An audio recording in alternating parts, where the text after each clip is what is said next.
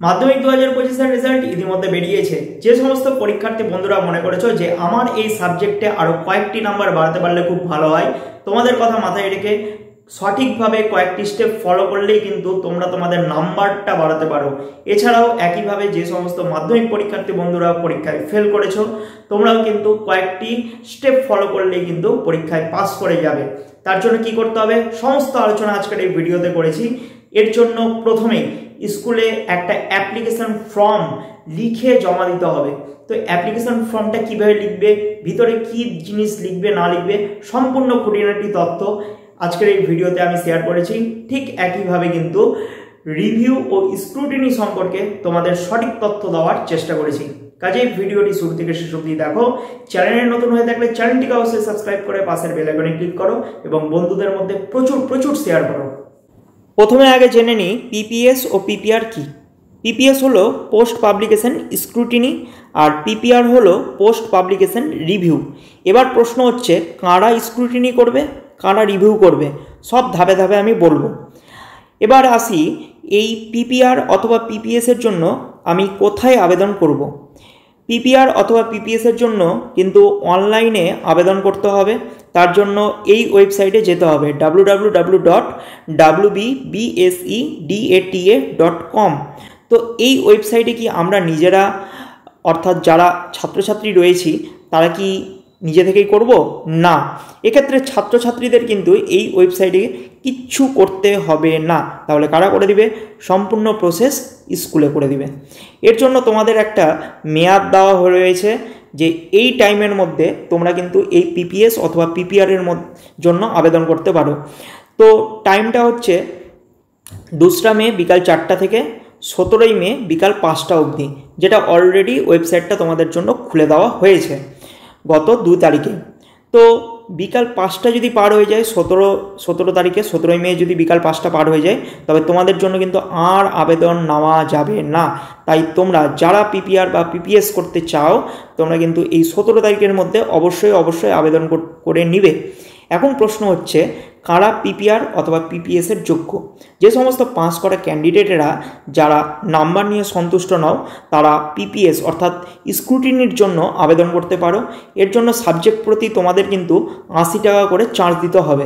এবার এই স্ক্রুটিনিটা কিভাবে হবে? ধরো আমি পাস করে গেছি এবং আমার মনে হয়েছে বাংলাতে আরও 2-3 নাম্বার বাড়তে পারলে খুব ভালো হয়। আমি কি করব? বাংলার জন্য এই স্ক্রুটিনি করার জন্য আবেদন জানাবো। তো যে টিচারেরা স্ক্রুটিনি করবেন তারা কি করবেন, আমার সেই বাংলা খাতাটা পুনরায় যে নাম্বারগুলো আমি পেয়েছি সেই নাম্বারগুলো সম্পূর্ণরূপে কাউন্ট করবেন। তখন যদি দেখা যায় যে হ্যাঁ এখানে একটু নাম্বারটা বাড়ানো উচিত, তবে কিন্তু তেনারা নাম্বার বাড়িয়ে টোটালে কিন্তু আরও বেশি নাম্বার বাড়বে আমার। ঠিক আছে, এখন প্রশ্ন হচ্ছে এই পিপিএস করতে গেলে কি নাম্বার স্যার কমে যেতে পারে? না, এক্ষেত্রে কিন্তু কোনো এরকম রিপোর্ট পাওয়া যায়নি যে আমি পিপিএস অর্থাৎ স্ক্রুটিনি করেছি এবং পরবর্তীকালে দেখেছি যে আমার সেই সাবজেক্টে যা নাম্বার পেয়েছি তার থেকে আমি 2-3 নাম্বার কম পেয়েছি। তো অতএব পিপিএস করতে কিন্তু তোমাদের কোনো ভয় পেলে চলবে না, নির্দ্বিধায় তোমরা এই পিপিএসটার জন্য আবেদন করতে পারো। এবার প্রশ্ন হচ্ছে পিপিআর এর জন্য কারা আবেদন করবে? যে সমস্ত ফেল হওয়া ক্যান্ডিডেট রয়েছে তারা কিন্তু এই পিপিআর অর্থাৎ রিভিউয়ের জন্য আবেদন করতে পারো। এর জন্য সাবজেক্ট প্রতি তোমাদের 100 টাকা করে কিন্তু চার্জ লাগবে, অর্থাৎ যে বিষয়ে ফেল করেছো সেই সাবজেক্টের জন্যই কিন্তু 100 টাকা করে লাগবে। তো ধরো আমি ইতিহাস এবং ভূগোল এই দুটো সাবজেক্টে ফেল করেছি এবং আমি রিভিউয়ের জন্য অর্থাৎ পিপিআর এর জন্য আবেদন করলাম এবং দুটো সাবজেক্টের ফেলের জন্য আমাকে কিন্তু 200 টাকা, সেক্ষেত্রে কিন্তু 200 টাকা আমাকে কিন্তু দিতে হবে। ওকে, তো এক্ষেত্রে কি হবে, অন্য টিচার আমার এই খাতাটা আরও একবার A to Z একদম শুরু থেকে শেষ অবধি সম্পূর্ণ প্রশ্ন উত্তরগুলো পড়ে মিলানোর চেষ্টা করবেন এবং যেখানে নাম্বারের প্রয়োজন সেখানে কিন্তু নাম্বার বসিয়ে আমাকে কিন্তু সেখানে পাস করাবে। এই প্রসেসটাই হচ্ছে পিপিআর অর্থাৎ রিভিউ করা। ঠিক আছে, আশা করি বোঝাতে পারলাম। এখন এই পিপিআর অথবা পিপিএস এর জন্য অনলাইনে যে আবেদন করে দিবে তার জন্য কিন্তু পারিশ্রমিক হিসেবে স্কুলে তোমার কাছ থেকে 2 টাকা করে নিতে পারে। দেখো, যে কোনো কাজের কিন্তু একটা পারিশ্রমিক বা খাটনির রয়েছে। তো তোমাকে স্কুলে এক্ষেত্রে সাহায্য করবে। তো বিনা পারিশ্রমিকে সাহায্য করবে এমন তো নয়, তাই তোমাদের কাছে ন্যূনতম কিছু টাকা নিবে, সেটা মাত্র 2 টাকা, মাত্র 2 টাকা। পিপিএস করো অথবা পিপিআর করো, তোমাকে কিন্তু 2 টাকা করে দিতে হবে। এটা পার সাবজেক্ট না, পার সাবজেক্ট 2 টাকা নয়, পার স্টুডেন্ট 2 টাকা করে নিবে। এবার প্রশ্ন হচ্ছে, আমি স্কুলকে কিভাবে জানাবো যে আমি এই পিপিএস বা পিপিআর করতে চাই? এখন পিপিআর অথবা পিপিএসে আগ্রহী প্রার্থীরা একটি অ্যাপ্লিকেশন স্কুলকে জমা দিবে। তারপর তোমাদের স্কুল থেকে অনলাইনে পিপিআর অথবা পিপিএসে আবেদন করে দিবে। এখন তো আমি অ্যাপ্লিকেশন লিখতে জানি না, তাহলে কি হবে? তোমাদের দুশ্চিন্তা দূর করার জন্য আমি তোমাদেরকে কিন্তু হেল্প করেছি, একটা ফরম্যাট লিখে দেওয়ার চেষ্টা করেছি। ব্যাপারটা বুঝবে ভালো মতন। 2, এখানে তোমাদের স্কুলের নাম দিবে। এরপর সাবজেক্ট প্রেয়ার ফর পিপিআর অথবা PPS of written answer scripts. তো তোমরা যদি পিপিআর করতে চাও তবে পিপিআর এর টিক দিবে, তোমরা যদি পিপিএস করতে চাও তবে তোমরা পিপিএস এর টিক দিবে। এরপর এখানে ড্যাশ রয়েছে, এখানে লিখবে হচ্ছে মাধ্যমিক এক্সাম লেখাই আছে 2025, ঠিক আছে। রেসপেক্টেড স্যার অর ম্যাডাম, যদি তোমাদের হেডমাস্টার থাকে তবে হচ্ছে স্যারে টিক দিবে, যদি তোমাদের হেডমিস্ট্রেস থাকে তবে ম্যাডামে টিক দিবে। আই অ্যাম, নিজেদের নাম ইংলিশে লিখবে। S/D অফ, অর্থাৎ ফাদারের নাম, তোমরা তোমাদের বাবার নাম এখানে দিবে। আই হ্যাভ পাসড মাধ্যমিক এক্সামিনেশন। আচ্ছা, এটা কিন্তু শুধুমাত্র পিপিএস এর ক্ষেত্রে বলছি, পাস্ট কথাটা কিন্তু পিপিএস এর ক্ষেত্রে, ঠিক আছে। এবার তোমরা যারা ফেল করেছো তোমরা এখানে কিন্তু পাস্টটা কেটে অবলিক দিয়ে লিখবে হচ্ছে ফেইল্ড, FAILED, ফেইল্ড, ঠিক আছে। I have failed Madhyamik examination 2025 from, নিজেদের স্কুলের নাম দিবে এক্ষেত্রে, হয়ে গেল। তারপর বলেছে I would like to draw your kind attention that I would want to, review করবে না স্ক্রুটিনি করবে, তোমরা যা করবে সেটাতে টিক দিবে।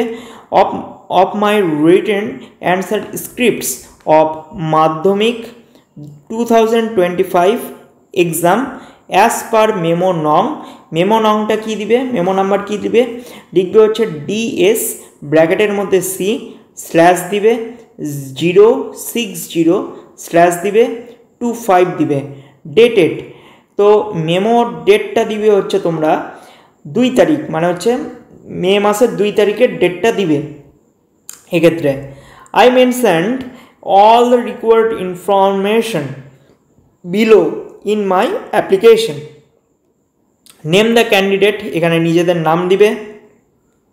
ফাদার্স অর গার্জিয়ানস নেম, নিজেদের বাবার নাম লিখবে। রেসিডেন্সিয়াল অ্যাড্রেস উইথ পিনকোড, তোমরা তোমাদের ঠিকানা পিনকোড সমেত দিবে। কন্ট্যাক্ট নাম্বার লিখবে।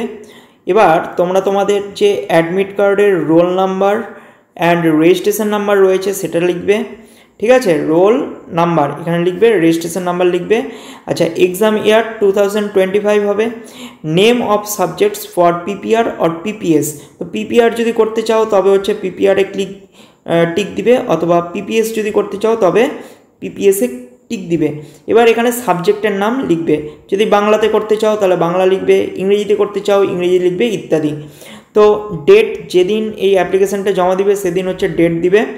এরপর এই জায়গাটাতে তোমরা তোমাদের ফুল সিগনেচার কিন্তু করে দিবে, ঠিক আছে, ডেট দিয়ে। তো এক্ষেত্রে এই যে ENCL এবং STM যেটা আছে এখানে কিন্তু তোমাদের কিচ্ছু করতে হবে না, ওকে। তো ফর্মটা ফিল আপ করার পর তোমরা কি করবে, তোমরা তোমাদের রেজাল্টটা জেরক্স করবে, অ্যাডমিট জেরক্স করবে, সেটা পিন করে অর্থাৎ পাঞ্চ করে তোমরা তোমাদের স্কুলের হেডমিস্ট্রেস বা হেডমাস্টারকে কিন্তু জমা দিয়ে দিবে। তবেই ওনারা 2 টাকা নিয়ে, মাত্র 2 টাকা নিয়ে তোমাদের একটা নির্দিষ্ট টাইম দিবে, ডেট দিবে, সেই টাইমে উপস্থিত থেকে তোমাদের সামনে অনলাইনে কিন্তু পিপিআর অথবা পিপিএস এর জন্য আবেদন করে দিবেন, ঠিক আছে। এরপরেও যদি তোমাদের মনে কোনো প্রশ্ন থেকে থাকে তবে অবশ্যই আমাকে কমেন্ট বক্সে লিখে জানাতে পারো, অথবা ইমেল কিন্তু করতে পারো, আমি তোমাদের প্রশ্নের জবাব অবশ্যই দিব।